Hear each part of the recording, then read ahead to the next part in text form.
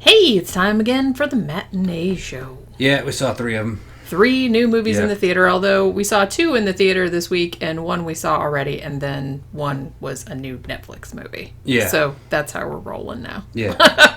We're just going to show you, we're just going to talk about the 3 best movies we saw. So the first movie that we saw this week, we actually watched Once Upon a Time in Hollywood, the Quentin Tarantino movie, for the second time. Because we liked it so much the first time that we have A-list, the Stubbs A-list thing, so we figured, hey, nothing else really started, so let's go see it again, and we'll see if we like it better the second time. And guess what? I did. Yeah, it stood up to multiple viewings. Actually, you know what's funny is that in, like, the first review, I actually wanted to do, like, a spoiler discussion, but I guess Tom says no, so I'm not allowed to. The movie's too old. I mean, okay. Too new. If you want to do it, and do it, but we just have to put spoilers in the...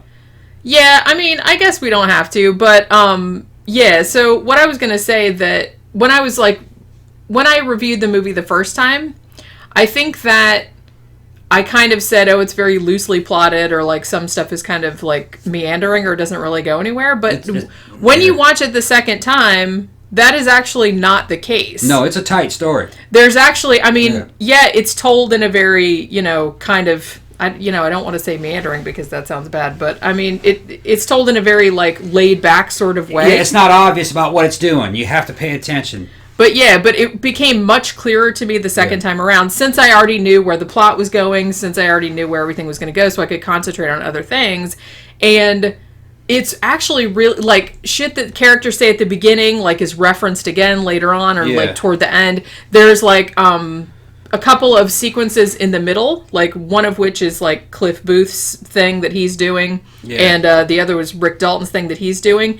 And the second time I saw it, I was like, oh, those two things are parallel. That's why they put like one that way, and then they kind of cut back and forth between the two things. Because I think when I saw it the first time, I didn't really... I don't know. Because I didn't know where it was going, so I didn't really cotton on that that's what he was doing. He was, like, drawing parallels between these two men's journeys, like, during this... But that was particularly, like, in the second act of the movie. Yeah, it was 2 men who are good friends that have different strengths and weaknesses, and both of them kind of becoming kind of, like, self-actualized. They're both on a journey. Yeah. And there's, like, a parallel journey. Right. You have a television actor who's trying to go through the transformation of becoming a movie star and a real actor, and then going along the same journey is a stuntman who was a war hero becoming a hero in his local circle. Yeah. Real hero. You have one guy who's an actor and the other guy who's actually like a man of action. He's really doing shit. He's not pretending. Yeah. And I didn't pick, didn't pick that up. I mean, I sort of did, but then I think it was a lot more obvious to me the second time around that I'm like, oh, there's between like a guy that does real stuff and like an actor, but he's not making a judgment like, oh, one's better than the other, but he's just showing like a parallel development and like how their story arcs play out. And in the eyes of society, the fake, who's the actor, he's getting all these rewards and fame and shit like that. And then the real hero is literally an underdog, and his friend is a dog. Yeah. He's got a dog, and he's kind of like the dog to the actor. You'll see what I'm talking about. But like I said, one thing he's that a loyal companion. One thing that I like about this, and I think we mentioned before, like one of the main themes of the story is like not only like kind of a love letter to 1960s Hollywood and second chances and things like that. But I mean, the whole emotional heart of the movie is the friendship between these two guys. Yeah. And the thing that's awesome about it is Brad Pitt's character, Cliff Booth. It's like he's clearly... You would think that in a lot of movies of this ilk, I would think that there would be some kind of rivalry between them, or there would be, like, resentment. Because, like I said, he's a war hero. He's, like, a stuntman. He has to do stuff for real. And you would think that he was like, oh, here's this guy and I have to come in and do all the heavy lifting for him. Yeah. And... You know what I mean? And he just pays him to like go fix the antenna on my roof and stuff like that. But the cool thing about Cliff's character is that he's not resentful at all. No. He's just like his best friend and he wants the best for him. And the story is kind of true to life. They were going to have to go their separate ways because business, all right? Yeah. Business and life was kind of pulling them apart. But the story ends where their friendship is bonded together through combat. Yeah. They have to go to war together. to vanquish a common foe. Yeah, and that in a very literal sense. Yeah, and that kind of fucking is the big event that solidifies the friendship, evidently for life. Yeah, the way it's in, and then it also takes that relationship to the next level, because what they did opened up doorways in the professional world and in the social world, which is the same thing, really. Yeah, it opened up both of their futures, in a very positive of them just way. Doing what guys do. It's very much a guy story, very much so. But women love the story, you know. Well, like I said, I mean, it's the two characters are just so likable, and their friendship is just so believable. Yeah. That, you know, when you're watching them, I think it's like kind of like a universal story of friendship. It's not necessarily even guys or anything like that. It's just, you know, it's a story of friendship and loyalty and how these two guys are on parallel paths. Right. But one's not better than the other. One's not resentful of the other or anything like that. They're both like... They're about the same. Yeah, it's like you do your thing, I'm doing my thing over here. And it's like, hopefully it'll turn out good for both of us and stuff like that. So a lot more of that came through the second time. Yeah.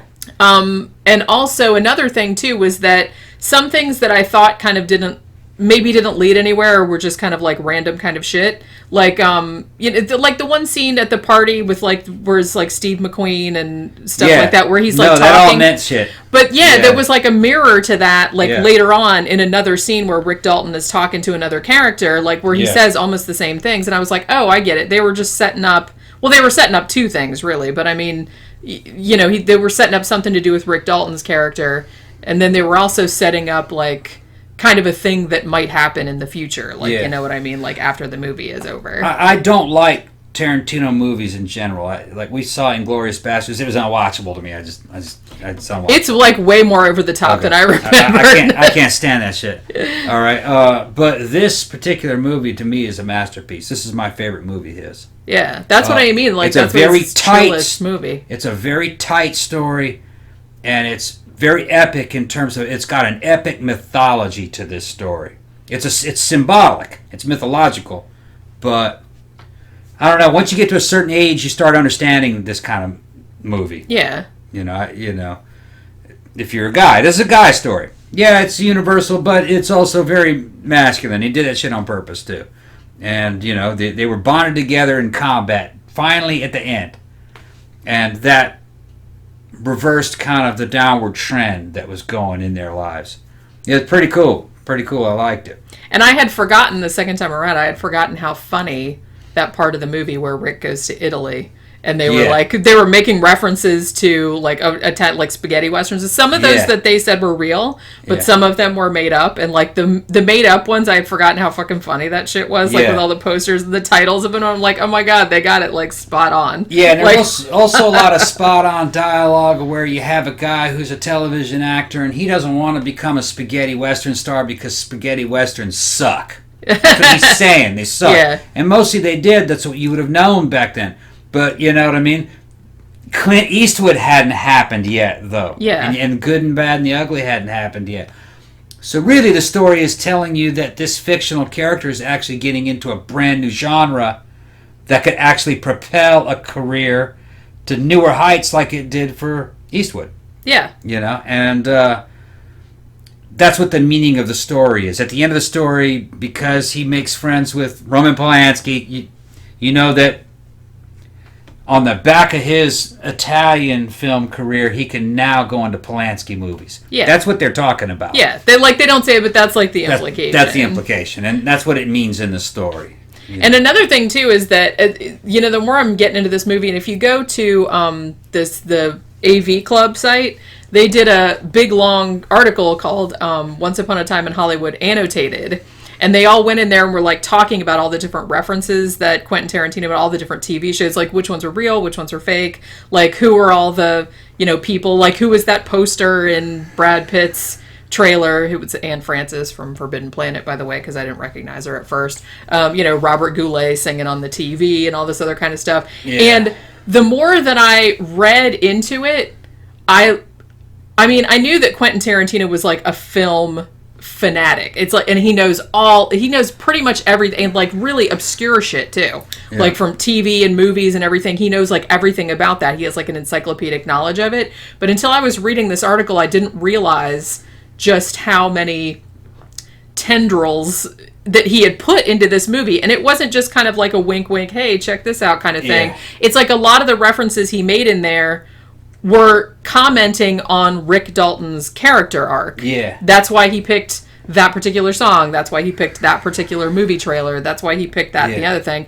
And so, like, when I was reading that, I was like, I had, like, a whole new, like, admiration for the movie just because of all the detail that he put in there that was commenting on the story, like, in a subtle sort of way. Now, we're doing good at kind of staying clear of spoilers, I think, but I want to mention Bruce Lee. All right? Yeah.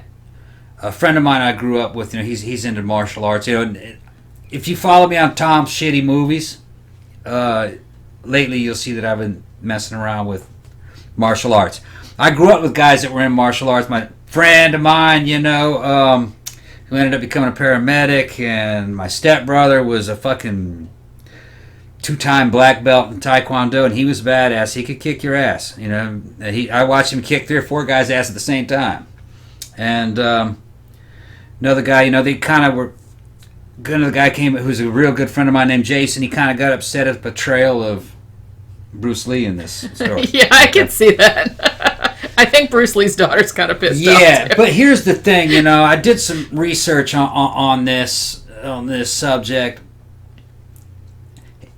I don't want to spoil everything that happened, but Bruce Lee and Booth enter into a friendly sparring contest to see who could knock another one down on their ass. Yeah. All right. It went in an unexpected way. Okay. But everything I've been able to find out about Bruce Lee, the way he was, Bruce Lee was not a professional fighter, but Chuck Norris said he was a fantastic fighter. Yeah. But he got hired on to the Green Hornet so early, he didn't have to make a living fighting. But Norris trained with him, and, Norris said that both he and Bruce were good. Even though Bruce only weighed 135 pounds, Bruce could punch fucking hard, and he was extremely fast. And Bruce was training for what was needed at the time. Norris said that, had MMA been around, that they both would have trained for that, and that they both would have been good in MMA. Yeah. Okay. It's just that, Bruce was training. He was kind of making prototype MMA, putting things together. He knew about, groundwork and, holds. He knew all about that kind of stuff. But in this movie, I don't want to say that Bruce Lee was defeated. It's just that this stuntman held his own against Bruce Lee. And some people don't really like that. But what that did to the story is it gives Booth the credibility he needed as a veteran war hero to do what he does in the very end of the movie. Yeah, it's just like a foreshadowing. It's a foreshadowing that Booth wasn't really just some dude having a good time, and they keep showing he's got scars all over his body from fucking battle wounds from, I guess, the Second World War. And some of them might have been from the stuntman and stuff. And stuntman stuff too. Okay, so what they're trying to say is that Booth could hold his own in a competition against Bruce Lee. So you're not talking about an average guy. Yeah, so it's like they were trying to pump up the believability later on that he would be able to... That he could do some shit. Do what he did at the end. Yeah. So, yeah, and the thing, too, is that... And I had kind of forgotten about this until I saw the movie again. But, that one big scene with Bruce Lee and Brad Pitt's character... They actually showed Bruce Lee a couple more times later on in the movie... training with Jay Sebring, who's Sharon Tate's friend, and also training Sharon Tate for the movie The Wrecking Crew. Yeah. And those two things actually did happen. Jay Sebring did train with Bruce Lee, and Bruce Lee did help train Sharon Tate, in the martial arts that she did in that movie The Wrecking Crew, which is a real movie. And there have been guys that, came up in that same period with Bruce Lee. And Bruce Lee, of course, he wasn't a pro fighter, but evidently he was a hell of a street fighter. He wouldn't allow himself to be disrespected. I mean, there were some guys... He got into scuffles. Yeah. So, I think you know how he's portrayed in the movie based on people that knew him in martial arts. That's about how he was. I think that was a fair representation. Not all these guys that, you know, this is the 60s. There wasn't all this high-minded Zen, Jedi, Knight stuff. You know, no, you pissed a dude off, you could get punched in those days. That's how it went back then. If you challenged a man, he would answer your challenge. And Bruce Lee movies were like that. Yeah. So, you know what I mean? Yeah. If you challenged Bruce Lee, he'd probably... He says, we're not going to hurt each other, okay? But we're going to, you know... No punching in the face. No punching in the face, you know. But evidently there were some tales, some guys that came... I can't remember the guy's name, but there was one guy that saw some action at parties that, yeah, he'd knock you on your ass if you came at him crazy. I believe it. Yeah. So, well, I've seen all of Bruce Lee's movies, and it's like... He's a little dude, but he is all muscle. He's like solid muscle. I don't think there's an ounce of fat on that. Yeah, he was... There was no fat on that dude's body anyway. He only weighed 135 pounds, but he was extremely lean and very well-conditioned muscle. You could look at his torso and his arms and his legs. He was very fast, and according to everybody who sparred with him, you know, and saw him and trained with him, like Chuck Norris, said that he could hit amazingly hard. Yeah. So he knew how to twist a punch in on you, you know. Well, it's and he just hit fast. Yeah. So. It's just kind of like when people shit on like ballet dancers and shit like that. I'm like, I wouldn't want to get kicked by a ballet dancer. They'd probably knock your fucking head off. Good friend of mine. He's from the bar all the time. Call him Little Swole. Little Swole. His older brothers were all semi-pro boxers, and they just used him as a punching bag. And this dude can he can fight, and he's about probably about 5'4", and can land 3 or 4 solid blows into your face before you even knew that the first one hit. Well, yeah, like it I said, sounds like a machine gun. I think he knocked out 2 dudes in the pizza place that were fucking with him one night. 2 Irish guys here. They were much bigger than him. Yeah, fucked with him at the pizza place, and he just knocked both of them out and walked away before the cops noticed. Which, you know, that's the smart thing to do. Because it happened right next to the police station. Not involved. Yeah. Yeah, that pizza place is like literally, it's like a parking lot, and then there's the police station. Left him there sleeping on the ground. Left him there sleeping on the ground. They didn't know what happened. Well, yeah, because everybody would just think, oh, they just got drunk and passed out, because it happens downtown Orlando all the time. So you can't judge somebody all the time, but skill and speed has a lot to do with it. Knowing what it is. Definitely. And Little Swole didn't have any fear. He's a psycho. Yeah. And I got the video to prove it. He's a psycho. Yeah. Hi, Little Swole. Yeah, Little Swole. All right, so like I'm saying, if you haven't seen Once Upon a Time in Hollywood yet, if you're a Quentin Tarantino fan, anything like that, seriously, this is something that really... Cat's moving the camera. Stop it, Pookie. Okay. This is something that really benefits from a second viewing because you catch so much stuff that you missed the first time. Yeah, it's a lot deeper. And you know what? Something else that I didn't know, like the first time we saw the movie, I was thinking, where they're driving around like the streets of LA and it's 1969, I thought that was all CGI. Most of it's not. They said what they did was that they would rope off like one section of street for one, and they had their set designers pretty much go over all of the buildings that are still there, like, and make it look just like it did in 1969. So most of that is actually there. And the soundtrack is awesome. Yeah, I want the soundtrack. Like all the, awesome. I especially love the that cover of California Dreamin' that's in there. I think it's Jose Feliciano. Yeah. And it's really cool. Like, and I like that whole sequence where they're driving around at night and stuff that. I was born in '69 in California, but a lot of the stuff that they show, I remember from. It was still there. Still there. I remember from Vandy Camp's restaurants and those old Taco Bells and that old Der Wiener Schnitzel. I know right where that was. There was lots of those back in the day. But I think that was the one out in Long Beach. Yeah. It's hard to tell. I think that was near Long Beach, but somebody correct me if I'm wrong. I think it was the one right there near the Pike. Yeah. But it's funny because looking at it, my childhood, when I was 5, 6, 7, things still looked like that. Well, yeah, that was only a few years later. Only a few years later, but that was kind of the environment I grew up in. And that was during the time we were stealing gasoline from Dad's, lawnmower and trying to go down into the damn flood control systems to go fight the giant ants. To fight the giant ants. I was just going to say, fight the giant ants from them. Fucking right. And we're lucky we didn't see the Terminator, because a few years later, the Terminator's riding a motorcycle down through that same flood control system. Yeah.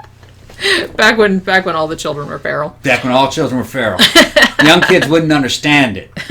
Hey, go get the shotgun. Shit like that. You're like 10 with the shotgun. Let's go blow some shit. Yeah, go get the shotgun. Yeah, we used to blow stuff. Yeah. But yeah, check it out, and definitely, I think this is definitely one we need to buy when it comes out on Blu-ray, because this is one that I can see myself just revisiting. I put this as Tarantino's best movie. Bam. Right underneath it, I would probably put Pulp Fiction. Yeah. Underneath that, I'd probably put Reservoir Dogs. True Lies. Not True Lies, but True Romance. Although he just wrote that. He just wrote it, he didn't direct it, but I'm going to consider that a Tarantino flick, though. It has a lot of elements. I have to see that again. I haven't seen it for many years. Yeah, I probably True Romance, really, and then underneath that, Reservoir Dogs. Yeah. And then the other ones are just random, because I don't like any of the other ones. Yeah. Some people might like them. Hateful Eight wasn't bad. I'd like to see that again. Yeah, it needs a rewatch, because I wasn't, like, super paying attention to it the whole time I was watching it. It was okay. Kind of like Reservoir Dogs. It was like happening in a cabin. Yeah, it was like a bottle movie. It was all happening good in one acting location. and stuff. I'd like to see it again. Yeah. So maybe I put Hateful Eight under the bottom of the good ones. Yeah. For now. But I think this is a masterpiece. Honestly, and I think, like I said, seeing it a second time, I mean, I loved it the first time, but the second time when I caught all the connections and all the mirroring and all the stuff, like, going back and forth to one another, and so it just made it, like, such a richer experience. This is a Kubrickian masterpiece. This is like something, this is a Kubrick moment for Tarantino. Yeah, I mean, I feel like, I mean, I love Pulp Fiction. I don't know, I might like this better than Pulp Fiction. Just slightly. I don't know, but I haven't decided. Like I said, I have to see Pulp Fiction again to, like, really cement that. Pulp Fiction has certain problems with it, and with the acting. I don't want, you know what I mean? Pulp Fiction is kind of an excuse for Tarantino to use the N-word around fucking Samuel L. Jackson, if you ask me. True. There's a lot of shit in there. The acting is not good in certain parts. Samuel L. Jackson and fucking what's his name? John Travolta. They'd blow it out of the water. Well, they're the best part. Uma Thurman does stuff, and then the dude that played he's the black dude from Mission Impossible. He played the gangster. He was fucking fantastic. Yeah. Remember the one where, I'm gonna take Mr. Rapist. You know what was it? Yeah. Ving Rhames. Ving Rhames. Yeah, he was fantastic in the movie. Well, everybody was. It's just there was certain. Quentin doesn't need to be in his own movies. Yeah. He seems to have gotten over that. Yeah. He's a director, and he's an idea man. He's not an actor. But it's kind of good, because I feel like, his early movies were really good, and then there were some in the middle that were, like, just okay, but then this one is, like, came out and is amazing. So I think that's good. I'm going to put this up there with The Shining, up there with fucking 2001: A Space Odyssey. I'm going to put this up there with a Kubrickian masterpiece. Okay. That's very high praise coming from Tom, because, he doesn't like anything. I don't... And he's a director that I don't particularly like all that much. Yeah. But this one is fucking, I'm actually really glad you liked this one, because I never know what movies he's going to like or not, because sometimes he surprises me, because sometimes I'm watching it, and the whole time I'm thinking, like, Tom's going to hate this. This is 6 out of 5 stars. Damn. 6 out of 5. Listen to that, you guys. So I'm going to give him a bonus star. Seriously, go see it. This is a fantastic movie. I mean, it seems like it's doing really well. Like, it's got, like, amazing reviews. It is not for everybody. True. It's not for everybody. It's, like I said, this is a slice of life movie, but it's a Kubrickian slice of life movie about the 60s, late 60s, in California, in Hollywood, but it's a kind of like a bromance movie with a mythological symbolism involved in it in the story. You know, either you're gonna like it or you're not. Yeah, like I said, I feel like some people might think it's too slow or whatever, but it's like, yeah, whatever. it can kind of come across as a movie about nothing, in a way. Like I said, but it's kind of a hangout movie, but there's stuff going on. There is stuff all the going time. on in there. Yeah, yeah. It's in a way very realistic. Yeah, yeah. But yeah, it's about character development of dudes that are buddies. Yeah, and a dog. And a dog, and it's very relatable. Yeah, I mean, I really liked it a lot, and like I said, this is definitely one I think we should buy because I want to watch this one over. I get this bitch on Steelbook and watch all the extra features and and like I said, go to AV Club and check out if you like this movie. Go check out that article that they wrote where they talk about all the different. It's one where you can be blasted and watch it and still just, yeah! It's funny. Especially the end. The end. Yeah. Great. All right, so, check it out.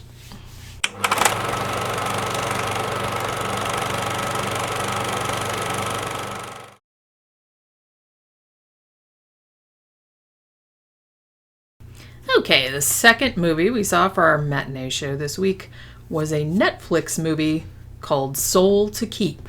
Yeah, it wasn't bad. Now, most of the stuff online says it came out in 2018, which I guess it did, because I guess it did, like, the festival, like, horror festival circuit. But it only just came to Netflix in, I think it was July 1st, 2019. So that was one of the ones that we had on our list to watch for this year. And it wasn't not bad at all. I mean, it was obviously, it's a very low-budget movie. There actually isn't a lot of information about it online. It doesn't even have a Wikipedia page. It had a good cast. The acting in it was pretty good. It was shot competently. It was shot well. The story was interesting. It was a lot like a movie from back, like a horror movie from back when we were kids. Probably written a little bit better. Yeah, like from the 80s. From the 80s or something. Had an Evil Dead kind of. Yeah, kind of like Evil Dead. Little bit of an Evil type Dead of deal. Type of vibe. Yeah, not bad at all. The quality of the way it looked came out nice. It's hard to tell a low budget movie nowadays, because anybody can make a high quality movie. Because everything's so now. Cheap nowadays. It's cheap to do it. So it looked good.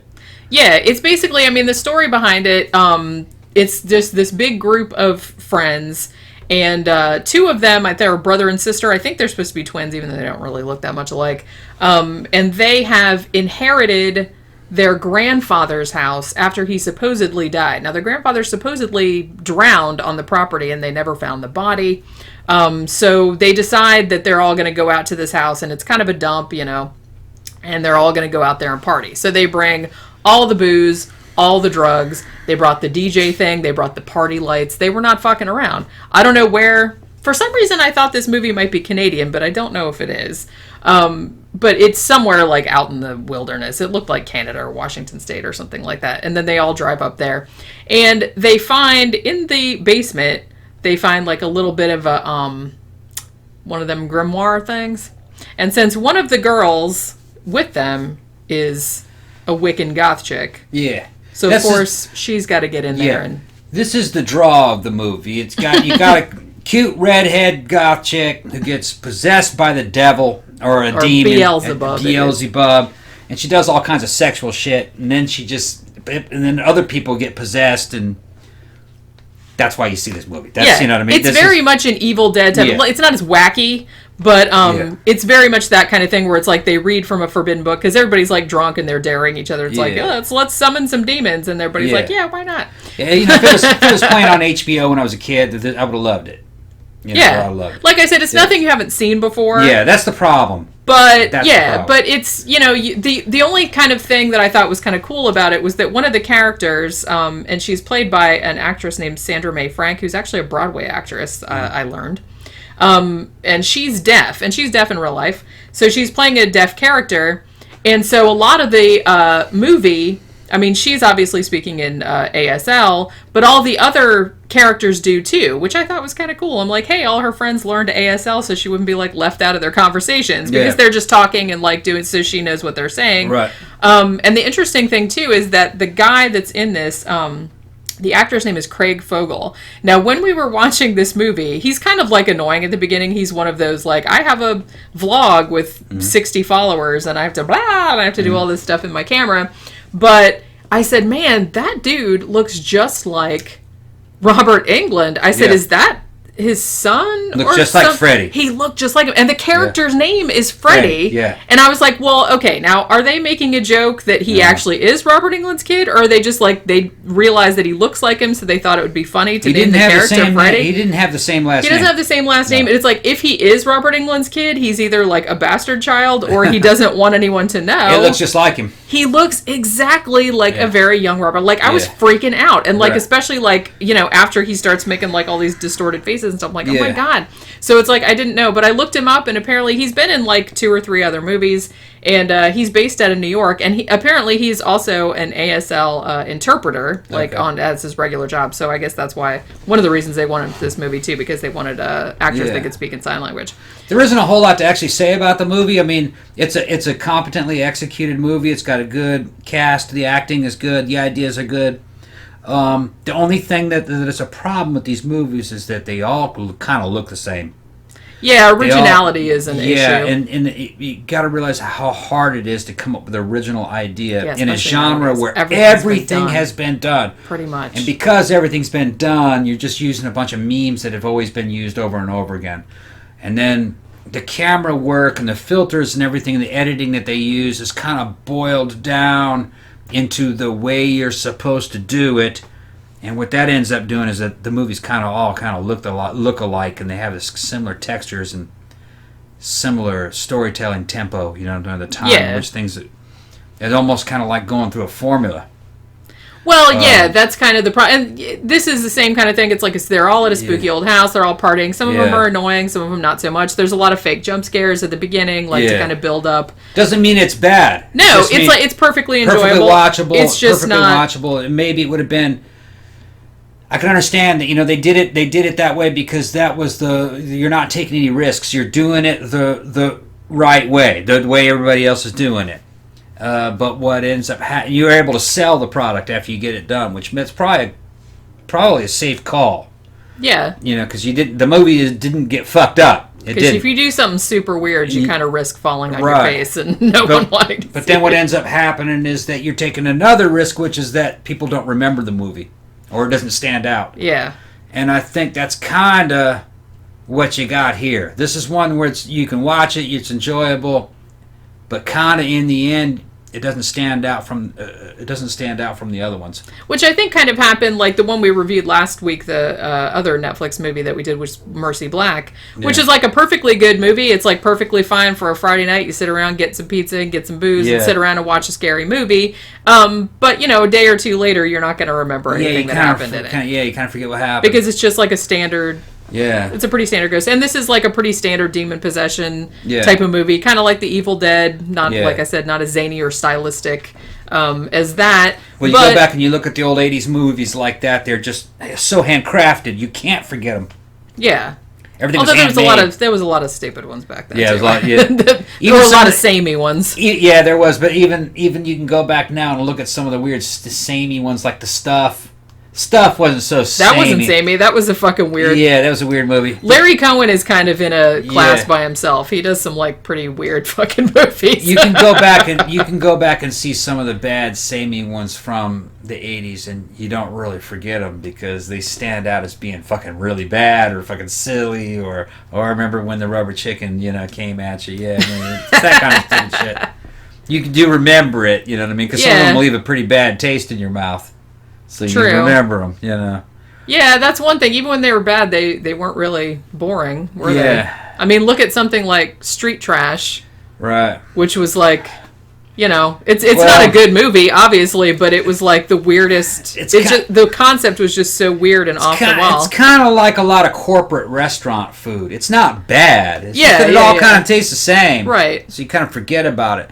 And you'll forget about that restaurant. But you went to a Chinese restaurant that was fucking terrible. You won't forget that one. It's like you can laugh about poisoning. You might laugh about that one later. Man, that fucking Chinese food sucked. You know what I mean? You might laugh about it later, and that's the way some of the 80s movies were. That they were so bad that you laughed at them and remembered them. Yeah. I always feel like if you're going to make a movie, I think it's better to like just go whole hog. I mean, if you actually get the crew and the money together and you're actually we're going to make a movie, man, make something that's going to be remembered, even if it sucks, even if everybody remembers it for being terrible, like Troll 2 or The Room or something like that. Everybody remembers that fucking movie though. So and then somebody will buy that poster and put it up on their wall because that shit sucked. Or make something like Tusk. Oh man, Tusk unforgettable. I'll never forget that fucking movie. Tusk is a masterpiece, man. You feel fucking dirty after watching that shit for from a couple days. You're like, ugh. A couple days, you're like, ugh, trying to get that out of your mind. I still haven't watched Yoga Hosers. I probably need to I'm going to buy that. Tusk. That's a weird fucking movie. And like I said, I liked it because I didn't read anything about it beforehand. A friend just recommended it to me, so all I knew was the title. Yeah. And I just watched, so I didn't have any idea what was going to happen. You guys haven't seen Tusk, go rent Tusk. It's crazy. Fucking crazy. You're either going to love it or you're going to hate it. It's a good movie. I liked it. It's a well-made movie. But it's a well-made movie. It's the topic. It's the topic and what happens. Yeah, the topic is not as bad as Human Centipede, but... Yeah, it's nothing like that. I'm not saying, like, it's like a Serbian film or anything like that. Yeah. Like, watching, like, babies get raped and shit like that. It's nothing like that, but it's a little... It's eerie. Unsettling. It's very unsettling. It's all about... In a weird, humorous kind of way. It's all about walruses. That's all we're going to say. Yeah. All right, but yeah. So, like I said, again, like our review of Mercy Black, this is pretty good if you like demon possession movies, if you like Evil Dead, and you don't have anything better to do. Yeah. Then you could certainly do worse than watching. Yeah, I commend the guys that made it. Yeah. It's a very low budget movie. It's done right. You wouldn't know it was a low budget movie. Yeah. Yeah. They probably made money. It's a perfectly fine, fun movie to watch. Acting was good. Yeah.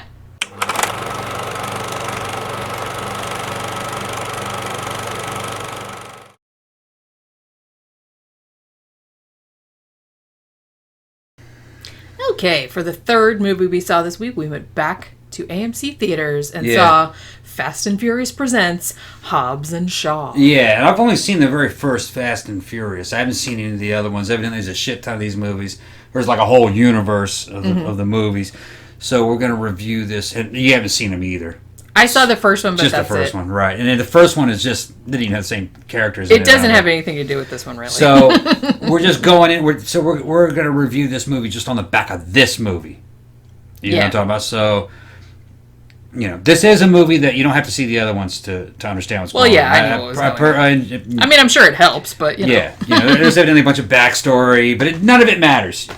You can still go and see the movie and enjoy it. It was a good movie. All that matters is the action, is the fights, and the cars, chases, and the stuff blowing up. The motorcycle chases, and the guns, and the cyborgs, and it's very visual, and it's fucking crazy, and it's got very good humor in it. It's an action-adventure movie. Yeah. That's what it is. And it's also, I would call it a comedy, pretty much, well, too. It's got a good comedic tone to it. It has a lot of comedy in it. Yeah. Well, yeah, they have to because so much implausible stuff happens because it looks cool. You can't take this shit seriously. You just go and have a good time. The fucking Rock knocks it out of the park. He's always awesome in whatever movie I've ever seen him in. And what's the other guy? Jason Statham? Yeah. He's fucking awesome in the movie. And what was the black guy's name from Prometheus? Idris Elba. Yeah, that guy, he's an awesome villain in this. What's his name? Idris Elba? Idris Elba, yeah. Yeah, he's just awesome. He's good in everything. He's good in everything. Dark Tower, but Dark Tower that sucked. It wasn't his fault. That wasn't his fault. No, Dark Tower sucked. But and I wasn't too much into all that Pacific Rim stuff. But in Prometheus, that's one of my favorite movies, and he did a great job in that one. I just like the guy. He's real likable. Yeah, I like that actor. Yeah. And honestly, Dwayne Johnson has always struck me as just like a wonderful human being. Yeah, he just seems super friendly. He just seems like a cool... Big friendly dude. Well, you know what? Not so much friendly. He seems trustworthy. Yeah. Like he just seems like a really nice man. Very he seems heroic. like a really cool dude. Very heroic guy. But yeah, so like if you've seen, now I had to Wikipedia because I was like, I know that there is like a shit ton of Fast and the Furious movies, and I think I'd only seen the first one, but I'm like, this one doesn't seem like it has anything to do with that one. And I guess I was correct because the first, there have been 8 movies so far. There's 2 more planned, like the one's going to come out next year and one's going to come out the year after that. There have been 8 movies in the Fast and the Furious franchise. Now the first 4, I think, had to do with like street racing, which was what I thought it was about like a long time ago when I saw the first one a long time ago. And then they said that it had like a soft reboot in 2009, and then they went more in the spies and like heist kind of direction. The movie feels a lot like one of the newer Mission Impossible movies, which I like those. Yeah. The thing is, though, is that there's a lot more humor in it. Except crazier and like way more over the top. Like almost like cartoonish set pieces. But if you enjoy, Mission Impossible, maybe, the newer Mission Impossible movies, you like this. Yeah. And I feel like, and this is the same director, which I didn't know, but this is the same director that did Deadpool 2. He also co-directed the first John Wick. Yeah. He did Atomic Blonde, which I haven't seen yet. That actually looked really good. I kind of wanted to see that, but I never got around to it.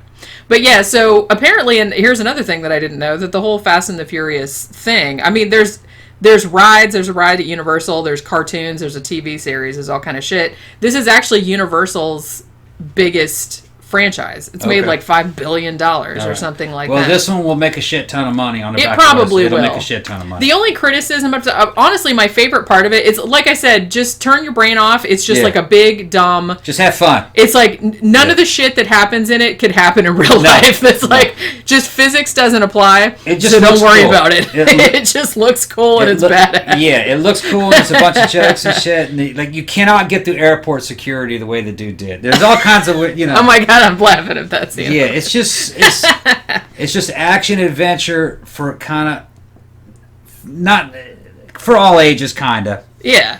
I mean, I don't even think they ever said fuck in the movie. They did one time. They did, but because PG-13 you can say fuck one time. Okay, yeah. I think you can say, I can't remember how many shits you can say because they did swear a lot in this. Okay. Yeah, maybe you can say as many shits as you want, but you can only have one fuck. Yeah. A bunch of awesome scenes. I do know that. A bunch of awesome scenes. And they did use it. Bunch of awesome scenes in the movie. Yeah, it's just awesome like action set piece, and then it's like a comedic kind of thing. Honestly, the best part about this, I mean, the action scenes are great. They're hilarious. Like I said, they're just over the top. It's just like a cartoon. It's like the shit cannot happen in real life. It's not that goofy, though. Don't worry about it. You know what I mean? Like, especially at the end, like the whole... Like, if you've seen the trailer, you know, like, part of it happens in... It's no more goofy than a Marvel superhero movie, really. Yeah, and that's kind of the vibe that I got. Actually. And it's funnier than... It's a lot funnier. Because it's almost like it's winking at the audience. Yeah. Like, you know this shit can't really happen. It's like... Marvel sucks, if you ask me. I think the humor's fucking stale. I don't think... it's just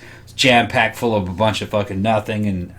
This one, on the other hand, I like it. I like it a lot. Well, better. I kind of feel like, and from what more characters involved. From what I've heard, ever since the reboot in 2009, the movies. I mean, this is the first spin-off. They're apparently going to do a few more, but this is the first one. They've gone more like just more and more over the top with each successive movie. Yeah. So I kind of like that direction. They seem to be getting better reviews now that they're going that direction because it's not taking themselves all that seriously. Yeah. But I mean, other than the great action set pieces and stuff, easily the best part of this is Dwayne Johnson and Jason Statham like sniping at each other. Yeah. And there's so many great scenes of them just like talking like with their faces like that, and they're just like insulting each other and shit like that. And it's fucking fantastic, hilarious. It also kind of reminds me of like Expendables 2 and 3. Yeah, too. Yeah. So if you like Expendables, kind of you'd like it. The only thing that I'm gonna ding it for, it's a little long.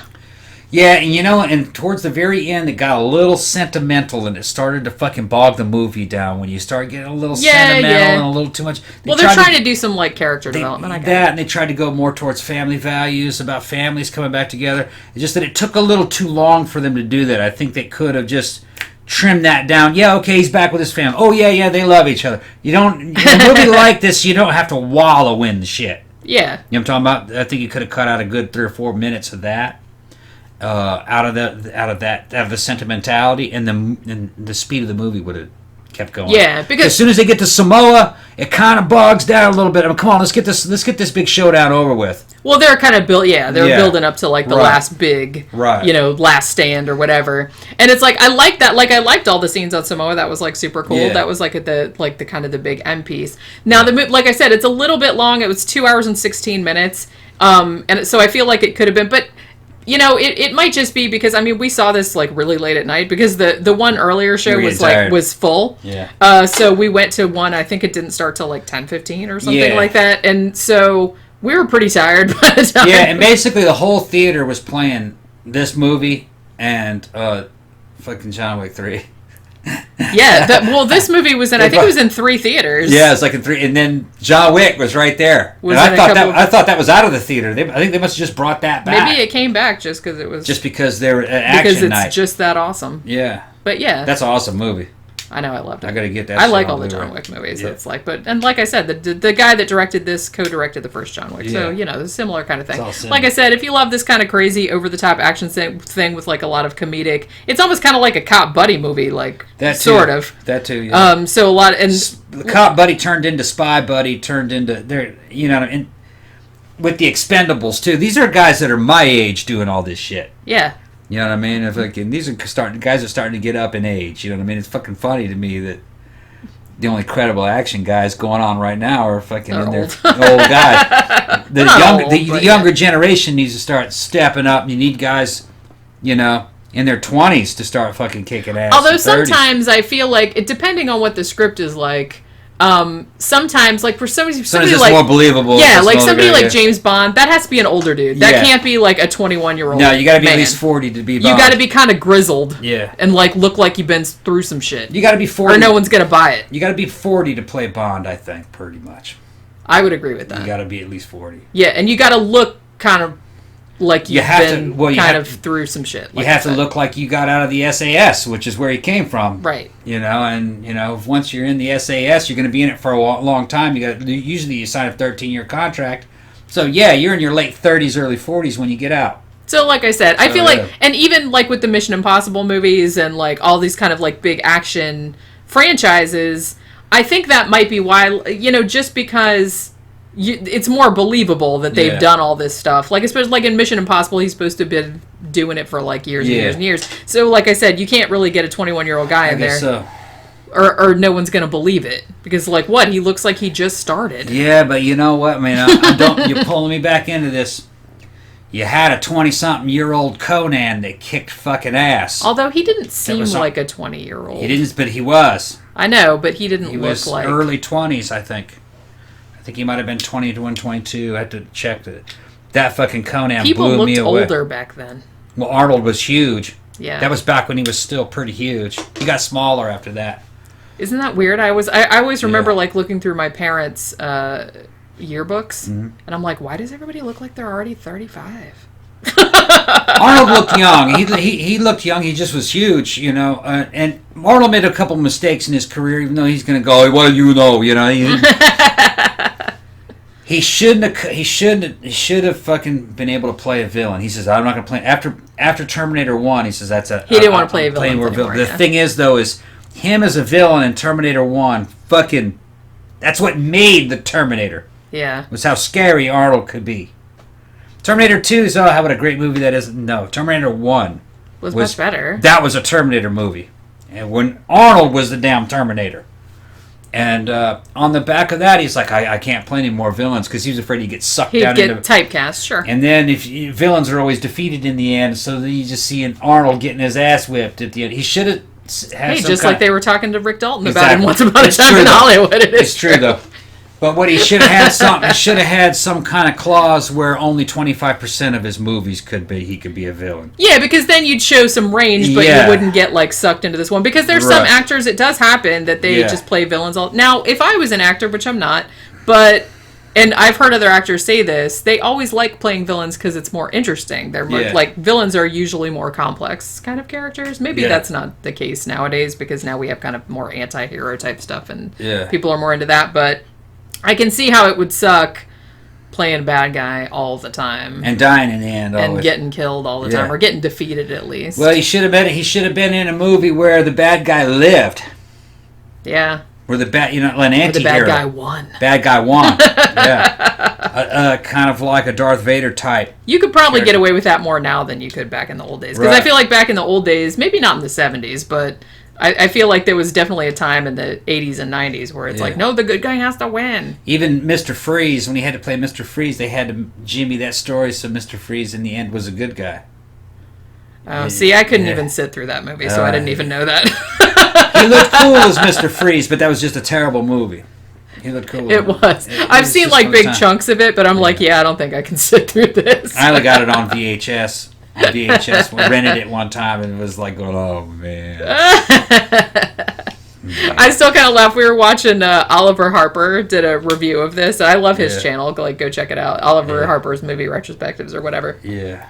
And he did a retrospective on this, and I still remember him showing like a little clip from like a British TV show where like somebody came over to somebody else's house and found the Batman and Robin soundtrack in their house, and he holds it up in front of the guy's face and he says, "What in the shitting tits is this?" And I just laughed and laughed. Damn. I'm going to have to watch Batman and Robin one of these days just because I might find it delightful just how bad it is. But it was kind of like... From what I've seen, I was just like, yeah, I don't think I have the patience for that. From what I remember of it, it was almost kind of like a really bad music video without any music in it. That sounds depressing. You know what I'm talking about? Yeah. It looked like a bad music video of that era. That era. That's kind of what it... See, I don't think... But I saw it on VHS.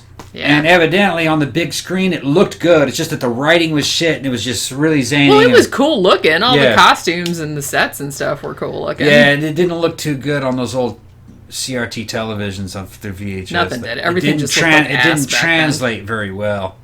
And the story just sucked. It was all over the place, and it was not good. That's why I'm so glad that we're getting all these old movies, like from the 70s and 80s, and they're all getting restored, and like you can watch them on Blu-ray now. I'm like, because back then, like you just saw it on cable or VHS, and it just looked like shit. And now you're seeing it's like, wow, this is actually a really good looking movie that looks like they actually competently knew what they were doing, whereas I never thought they did. Yeah, a lot of them translated real well. They did.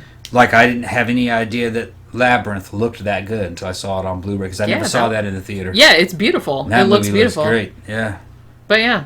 So anyway, what were we talking about? Hobbs and Shaw. Hobbs and Shaw. Yeah, same old, same old. It's it's an action adventure go blockbuster get a with a bunch of tub of popcorn. Yeah. Like pour some fucking Junior Mints on it or whatever. You'll be entertained. You'll be entertained. And it's just like a fun 2 good. hours and 16 minutes of lots of action, good acting.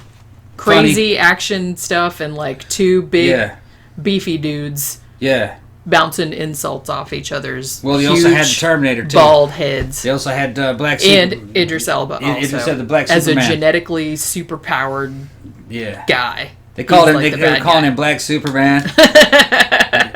He was like the Terminator, which he was on a motorcycle. He was funny too, which I was surprised. I thought he was just going to be like a glowering villain, but he was actually intimidating and funny. Yeah. Same time, a real good villain.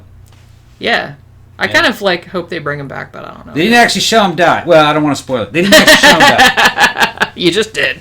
We'll see. No, I'm just kidding. Yeah. All right, so check it out if you like that type of thing.